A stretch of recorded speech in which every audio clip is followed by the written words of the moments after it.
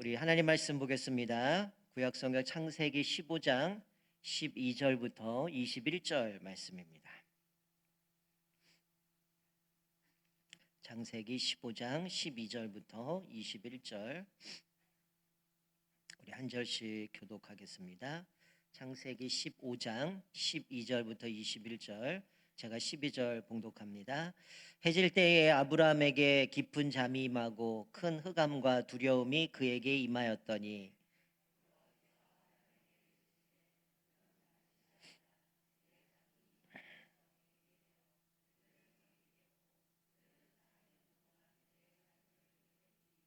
그들이 섬기는 나라를 내가 징벌할지며 그 후에 내 자손이 큰 재물을 이끌고 나오리라.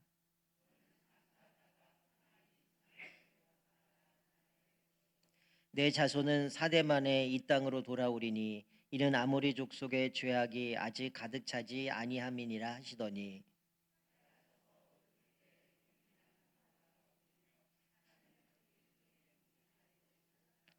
그날에 여호와께서 아브람과 더불어 언약을 세워 이르시되 내가 이 땅을 애굽에서부터 그 큰 강 유브라데까지 내 자손에게 주노니 헷 족속과 브리스 족속과 르바 족속과 아모리 족속과 가나안 족속과 기르가스 족속과 여부스 족속의 땅이니라 하셨더라. 아멘. 오늘 본문의 말씀을 좀 이해하시려면 좀 앞에 부분을 좀 배경을 좀 설명을 드리셔야 좀 이해를 하실 것 같아서 좀 설명을 좀 드리겠습니다. 뭐 새벽 기도에 오셨던 분도 아시겠지만 우리가 읽은 본문 말씀은 내일 이제 새벽 본문 말씀인데 내일 새벽 기도가 없으니까 우리가 14장부터 보게 되면 여러분 알다시피 아브람과 조카 롯이 재산들이 많아집니다. 그래서 너는 우리가 같이 거할 수가 없으니 네가 좌하면 나는 우하고 네가 우하면 나는 좌하겠다. 그래서 둘이 갈라집니다. 그때 롯이 선택했던 땅이 자기 눈에 볼 때는 여기가 여호와의 동산 같고 또 애굽 땅과 같고 물이 많으니 이쪽에 가면 행복하겠다 생각하고 거기에 머물게 돼요. 그 땅이 소돔과 고모라 땅이었습니다.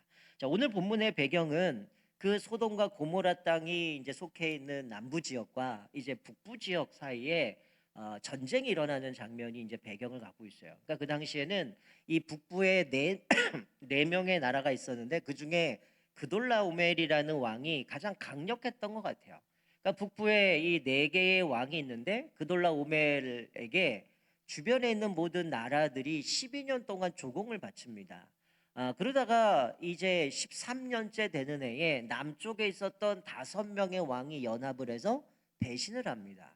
아마 숫자적으로 봤을 때 4명의 왕과 5명의 왕하면 당연히 5명의 왕이 이길 거라고 생각하고 전쟁을 치렀겠죠. 배신을 했겠죠. 아마 계산해 보지 않고 그냥 배신하진 않았을 겁니다. 근데 자신들의 배신을 해서 이제 14년째의 전쟁을 치르게 됐는데 자기들의 생각과는 달리 역시 북부가 막강했던 것 같아요. 그래서 남쪽이 패배하게 됩니다. 그때 도망가던 소돔과 고모라 땅은 역전구덩이에 빠지게 되고 나머지 왕들은 산으로 도망가게 되었을 때에 이 북부 왕이 이제 그 밑에까지 내려와서 소돔과 고모라에 있었던 모든 재산들을 약탈해 갑니다. 그때 롯과 그의 재산도 다 약탈을 해 가게 돼요.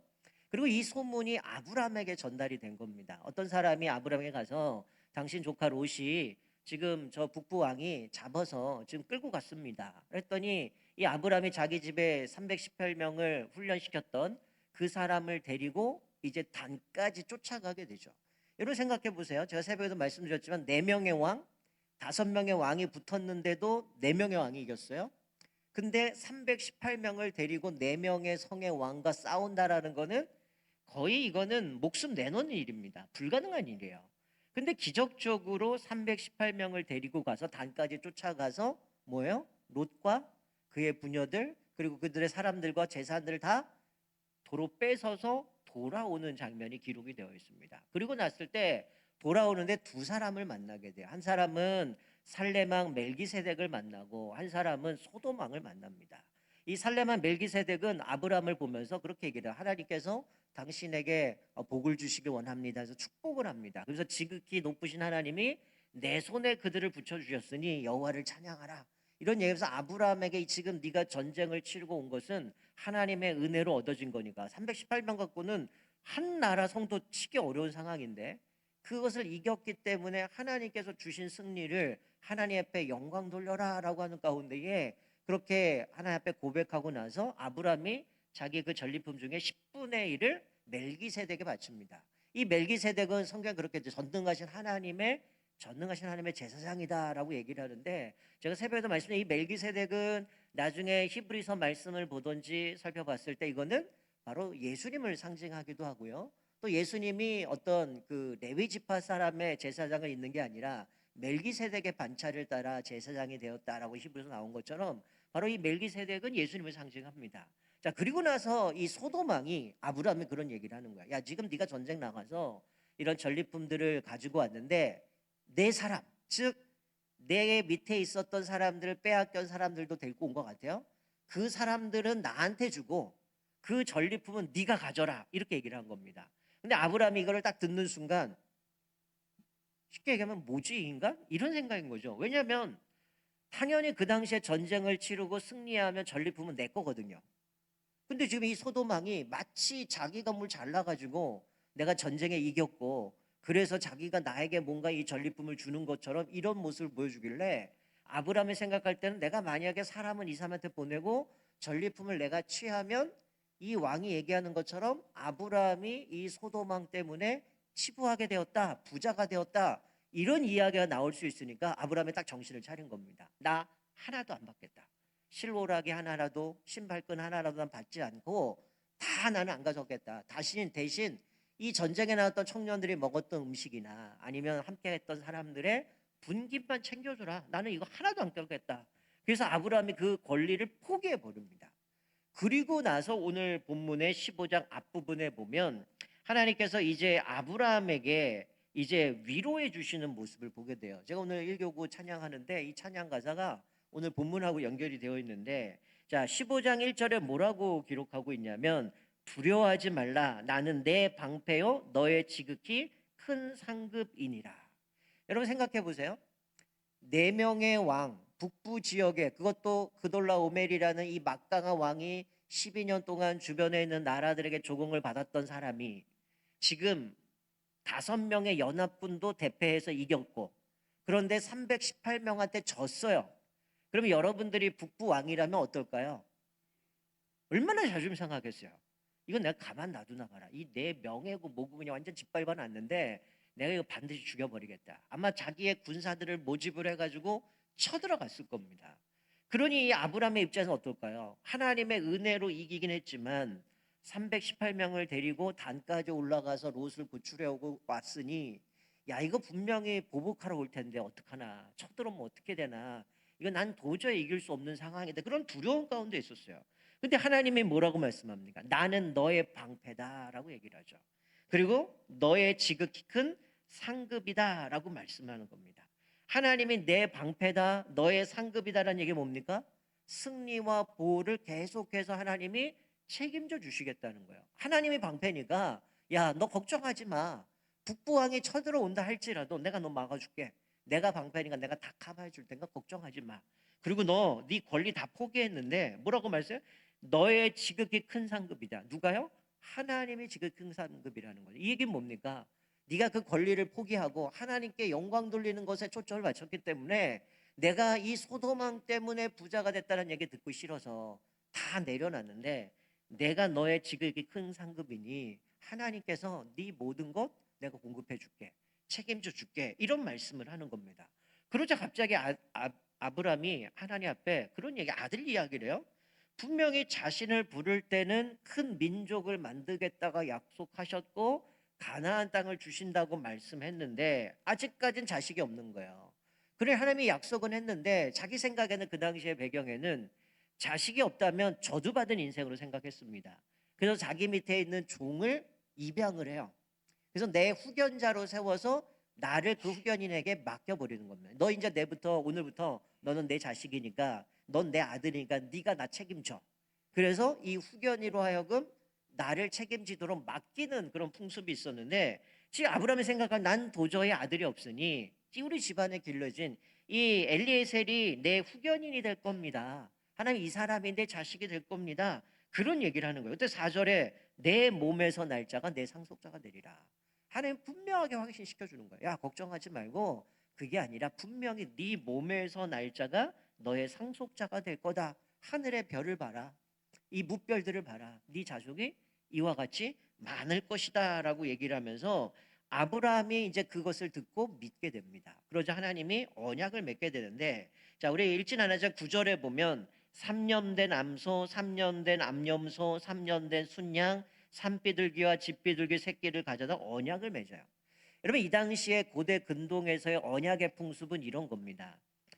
예를 들어서 저와 누군가가 뭐 언약을 맺으면 두 사람이 이제 언약을 맺기 위해서 동물을 잡아요. 그리고 동물을 두 개를 반을 자릅니다.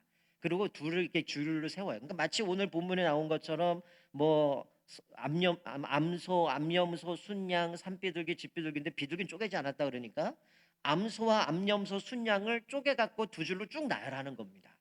그리고 이것은 뭐냐면 사실은 언약을 맺을 때는 그 언약을 맺은 당사자들이 자기의 신을 그 계약서에 기록을 합니다.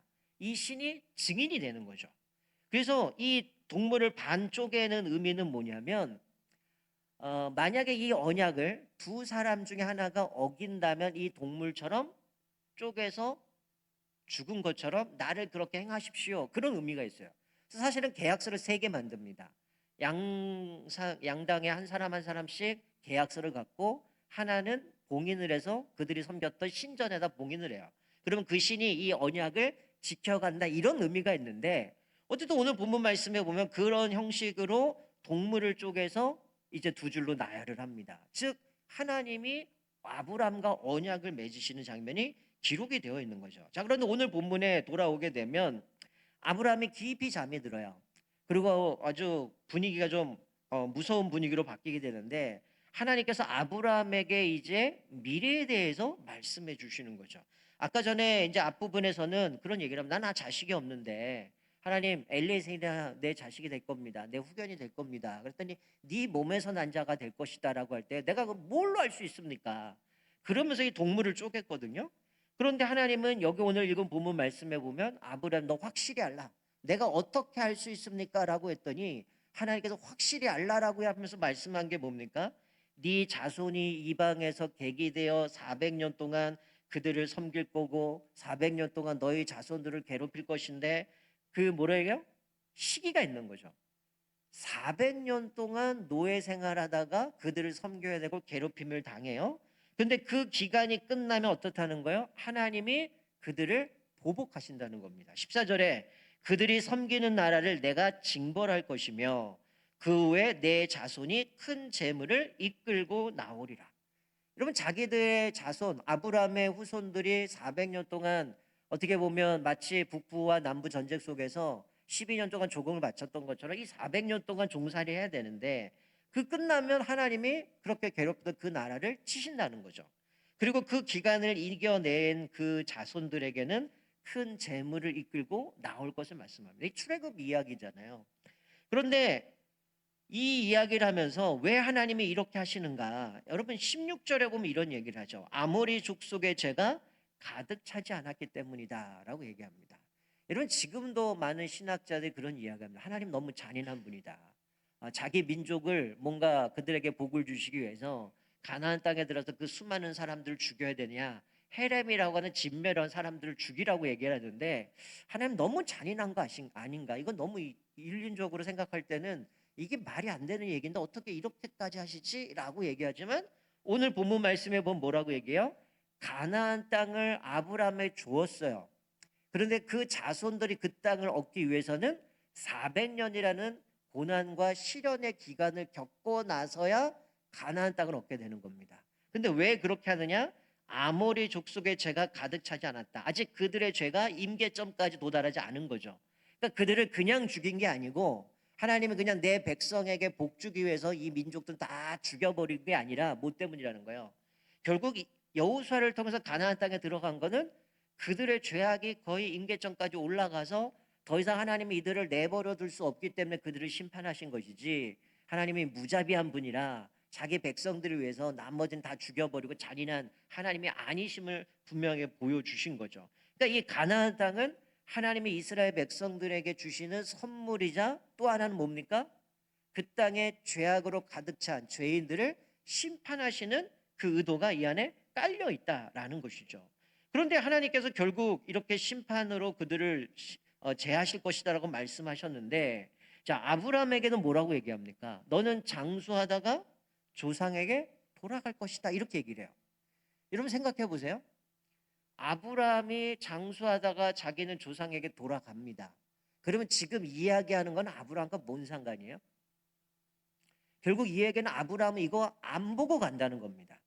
자기가 태어나서 자신 자손들이 이 가나안 땅에 들어가서 그 땅에서 누리고 살아가는 것, 그리고 400년 동안 종살이 하다가 그들이 나와서 그 땅으로 가나안 땅을 차지하는 것, 너는 그거 못 보고 죽을 거야, 이 얘기하는 거예요.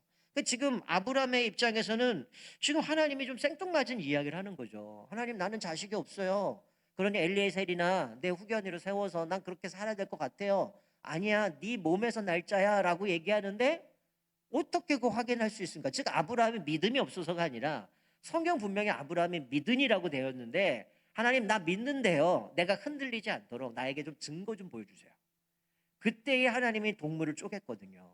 근데 여기서는 갑자기 하시는 얘기가 400년 동안 내 자녀들이 이방에서 객이돼서 그들을 섬길 거고, 그들이 너 그 자손들을 괴롭힐 거고, 그러나 그 기간이 끝나면 내가 그들을 징계하고 그 백성은 큰 재물을 가지고 가나안 땅으로 돌아와서 이 땅을 차지할 거다라고 이야기하는데, 아브라함의 입장에서 인간적인 관점에는 나와 상관없는 이야기입니다. 근데 아브라함은 어땠어요? 이 이야기를 들으면서 하나님을 신뢰했다라는 거예요. 여러분 이미 뭐 주일날 살펴보겠지만 좀 약간 순서가 바뀌었는데, 12장 말씀 아브라함 부르는 장면을 살펴보지만, 사실 자기 고향 친척 뭐 아버지 집을 떠난다는 거 이거 쉬운 일이 아닙니다. 근데 그거 포기하고 떠났던 아브라함이고요. 그런데 지금 장면에서는 아직 아들도 없어요. 400년 종살이를 해야 되고, 그리고 나서 이들이 거기서 큰 재물 가지고 돌아와야 되는 먼 훗날 이야기고, 나는 보지도 못해요. 그러니까 사실 아브라함이 하나님 앞에 부름받은 75세고, 오늘 본문 뒤에 보면 이제 또 기다리지 못해서 이제는 이스마엘을 낳는 장면이 나오는데, 이스마엘 낳을 때가 86세란 말이에요. 그러면 75세 출발해서 11년밖에 안 됐는데, 그 사이 동안에 중간에 지금 이 장면이 있다면 그때가 어느 시점에 정확한지는 모르지만, 어쨌든 75세에 출발해서 86세 그 사이 시점에 이 이야기를 들었는데, 아브라함의 입장에서는 우리가 알다시피 100세 아들을 낳지 않아요. 그러니까 86세에 이스마엘 낳고 14년이 지나서야 아들을 낳는데, 그 기간 동안 사실 인간적으로 여러분 우리가 어때요? 내가 아이를 잉태하지 못하고 이러면 그거 기다리는 거 엄청 힘듭니다. 쉬운 일이 아니에요. 근데 이 아브라함 입장 75세에서 부름 받았는데 지금 이야기 아직 자식은 없는데, 하나님은 내 몸에서 자식 준다고 얘기하고 갑자기 생뚱맞게 400년 동안 네 자손들이 이방 나라 객이 되고 고통받다가 나중에 가나안 땅 돌아온다고 하는데, 아브라함이 볼 때는 남의 이야기 같아요. 근데 아브라함은 하나님의 말씀을 믿습니다. 당장 눈에 보이지 않아요. 나와 상관없는 것 같지만, 하나님이 아브라함을 부르셨을 때 분명히 자손에 대한 그리고 땅에 대한 약속을 해주셨는데, 바로 이 아브라함은 자기가 볼 때는 내가 눈으로 볼 수도 없고 이거는 내가 겪을 수도 없는 일이지만, 소망을 가질 수 없을 때 하나님을 향한 분명한 믿음을 가지고 하나님 앞에 그것을 믿고 나아가는 것, 이것이 진짜 믿음이라는 거죠. 그래서 뿐만 아니라 확실한 증거를 주시는데, 자 17절 보세요. 자 17절은 뭐라고 그러거든요. 해가 져서 어두울 때에 연기 나는 화로가 보이며 타는 횃불이 쪼갠 고기 사이로 지나더라. 여러분 이게 무슨 얘기입니까? 아까 전에 아브라함이 그 잠이 들기 전에 하나님과 언약을 맺으면서 동물을 쪼개가지고 둘로 쭉 나열을 해놨습니다. 이 장면은 이제 언약을 체결하는 장면인데, 아까 제가 설명드렸죠? 고대 근동 아시아에서 언약을 체결할 때는 두 당사자가 그 사이를 지나가서 한쪽이 어기면 요 똑같이 동물처럼 죽을 거야 라고 하는데, 여기 17절 말씀해 보면 어때요? 해가 져서 어두울 때에 연기 나는 화로가 보이며 타는 횃불이 쪼갠 고기 사이로 지나서 동물을 다 살라버립니다. 여러분 이 얘기는 뭐예요? 아브라함이 지나가지 않았다는 얘기예요. 이 횃불은 하나님의 임재를 상징하는데, 이 횃불이 쪼갠 고기를 다 태워버려요.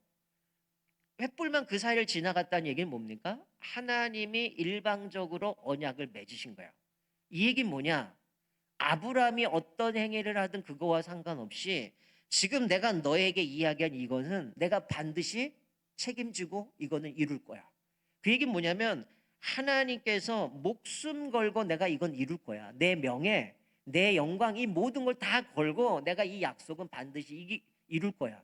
그러니 네가 어떻게 하든 말든 상관이 없어. 이건 내가 반드시 이룰 거니까 너는 이거 갖고 걱정할 필요 없어. 라고 해서 하나님이 일방적으로 언약을 맺으신 겁니다. 원래 양당이 건너가서 서로 이거 깨면 이렇게 죽을 거야라고 하는 것이 아니라 하나님이 일방적으로 이거 내가 이 언약을 맺으시고 내가 이것을 하나님께서 이루실 거야라고 하면서 하나님이 맺으시는 모습이죠. 그리고 18절에 그 언약의 내용이 뭡니까? 남쪽으로는 이집트 강에서부터 북쪽으로는 유프라테스 강 사이에 있는 땅을 하나님이 그들에게 주시겠다라고 약속해 주고 있는 모습을 봅니다. 사랑하는 성도 여러분, 우리가 성경을 보면 수많은 약속들이 나와 있어요. 그럼에도 우리가 죄된 세상 속에 살아가면서 우리는 종종 그러죠.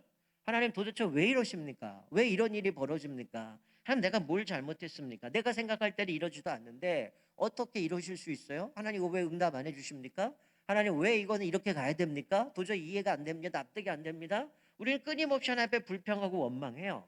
그러나 성경은 뭐라고 말씀해요? 똑같은 얘기를 합니다. 아직 죄의 임계점이 임하지 않았기 때문에 내버려 두시는 거예요. 여러분 이 땅 가운데 살아가면서 도저히 이해가 안 되는 일들 많잖아요. 근데 예수님 분명히 말씀하죠. 예수님은 속히 이 땅에 오리라고 말씀하면 왜 안 오셔요?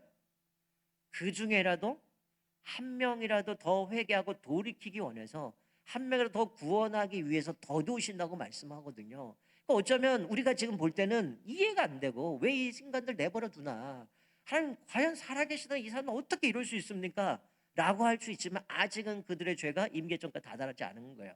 그러나 때가 되면 하나님이 반드시 약속을 이루신다는 거죠.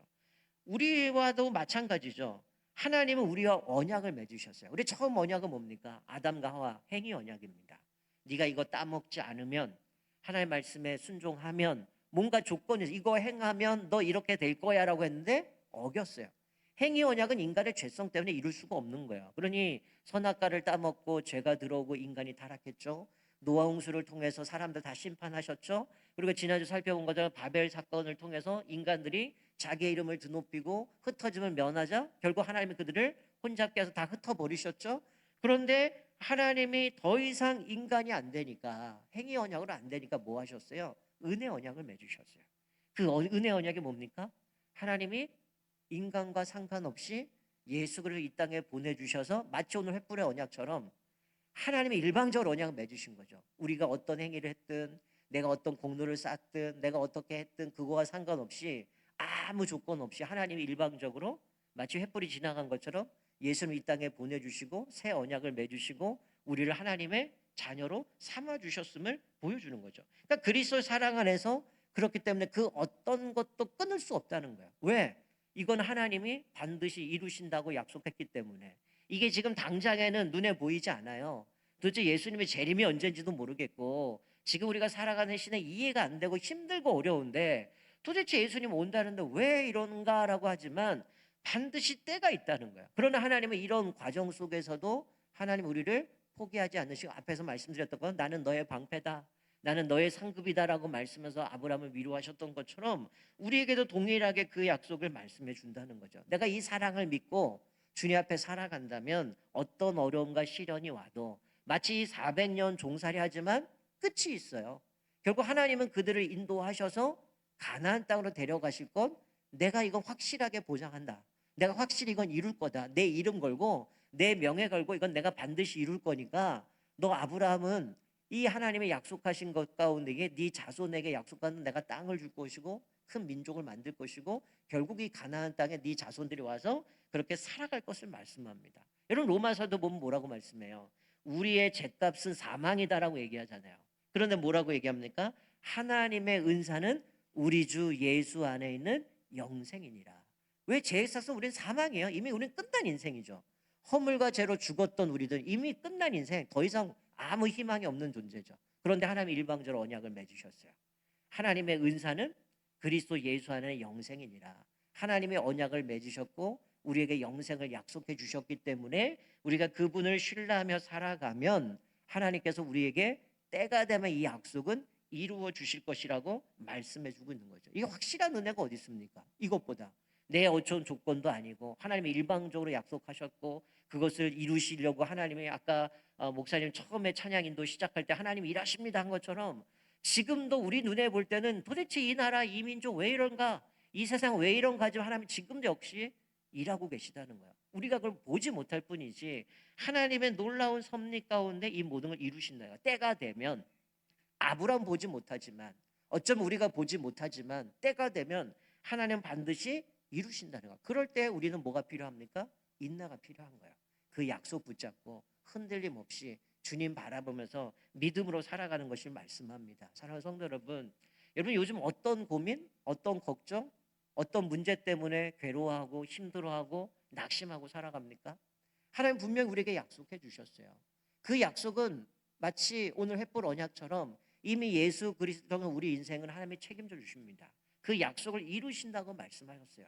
때가 되면 하나님 반드시 책임져 주신다는 거예요. 그 반드시 그 약속은 이루어진다라는 거예요. 문제는 내가 그 하나님을 신뢰하지 못하기 때문에 자꾸만 다른 것에 기웃거리고 다른 것 생각하고 때로는 우리 스스로 판단해서 하나님은 글렀어, 그러니 다른 거 쫓아가야지 이러고 살아가지 않아요?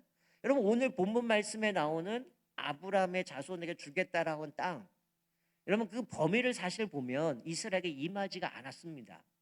하나님 반드시 이루시지만 이스라엘 백성은 그것을 못 누렸어요. 왜 그럴까요? 여러분 여호수아 사사기 말씀은 하나님은 그 땅 다 주셨어요. 이미 주셨습니다. 믿음으로 취하면 되는 거예요. 근데 문제는 뭐였습니까? 그들이 믿음으로 취하지 않았기 때문에 그 땅을 얻지 못한 겁니다. 하나님의 주신 건 이미 그들에게 다 주셨고 순종으로 믿음으로 주시는 거지만 그들이 믿음으로 그것을 쟁취하지 못함으로 인하여 결국은 이 정도쯤이면 됐지라고 생각하니까 이방인 죽이지 않고 자기 밑에다가 종으로 부리기도 하고 이 정도 됐으면 됐지 귀찮아서 같이 살자 이러다가 어떤 일이 벌어져요? 그 땅에서 이스라엘 백이 쫓겨나잖아요. 결국 하나님의 말씀에 순종하지 않음으로 누리지 못한 것이지 하나님이 주시지 않은 게 아니라는 거죠. 어쩌면 우리도 마찬가지예요. 하나님이 우리에게 놀라운 은혜들을 이미 허락해 주셨고 우리에게 펼쳐 주셨어요. 그런데 우리가 믿음으로 그것을 주님 앞에 신뢰하지 못하기 때문에 얻지 못하는 모습들이 많이 발견하게 되어집니다. 우리가 오늘 말씀을 기억하면서 하나님은 우리의 방패시고 우리의 큰 상급이시고 무엇보다 하나님께서 아브라함에 약속하신 그 약속을 신실하게 이루실 뿐만이 아니라 이제는 횃불 언약을 통해서 이스라엘 백성들 지금은 눈에 보이지 않지만 고통과 시련의 기간이 있지만 때가 되면 하나님 반드시 이루시고 그들을 가나안 땅으로 인도하셨던 것처럼 우리에도 마찬가지죠. 하나님 우리가 약속하신 그 약속은 하나님이 신실하게 이루신다라는 그 믿음을 가지고 내 지금 눈에 보일 때 힘들고 어렵고 답답하고 현실을 바라보면 암담하지만 우리가 그것을 바라볼 것이 아니라 오늘 말씀처럼 하나님께서 그 은혜로 횃불 언약을 통해서 내가 이걸 책임질 거야 이루실 거야 하신 그 약속의 붙잡을 붙잡고 우리가 날마다 주님만을 온전히 신뢰하면서 약속의 때를 기다리면서 믿음으로 날마다 하나님의 섭리를 온전히 신뢰함으로 승리하며 살아가는 저와 여러분 되시기를 주님의 이름으로 축원드립니다. 아멘.